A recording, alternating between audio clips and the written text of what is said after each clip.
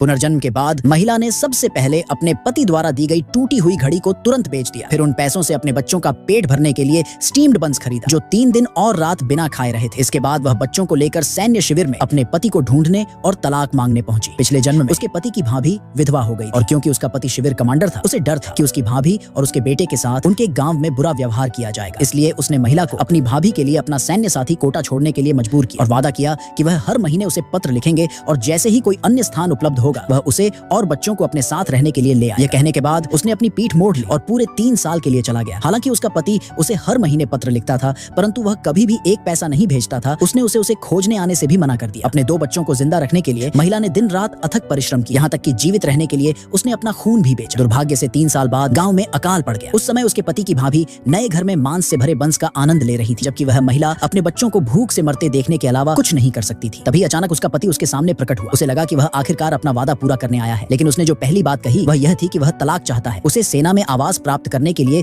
विवाह प्रमाण पत्र की आवश्यकता थी। उसने यह भी कहा कि उसकी भाभी ने वर्षों तक उसकी देखभाल की और वह एक वैध उपाधि की हकदार है। ये कहने के बाद वह बिना पीछे देखे अपनी भाभी को अपने साथ ले गया, बिना यह देखे कि उसके बच्चे मृत अवस्था में पड़े हैं। क्रोध और दुख से ग्रसित महिला जल्द ही अपने दिल में आक्रोश के साथ मर गई। लेकिन जब उसने फिर से अपनी आंखें खोली तो उसने खुद को उस दिन में पाया जब उसके बच्चे भूख से मर रहे थे। अपने पिछले जीवन के सभी दुर्भाग्य को याद करते हुए उसने कसम खाई कि इस बार वह अपने बच्चों की रक्षा करेगी। बिना किसी हिचकिचाहट के उसने एक बार फिर अपने पति द्वारा दी गई टूटी हुई घड़ी को बेच दिया और अपने बच्चों को बचाने के लिए पैसे से बंस खरीदे। अगली सुबह भोर में वह बच्चों को सीधे सैन्य शिविर में ले गए। वहां उसने पाया कि शिविर उसके गांव से केवल कुछ दर्जन किलोमीटर दूर था, लेकिन 3 साल में उसका पति अपने बच्चों को देखने के लिए एक बार भी वापस नहीं आया था।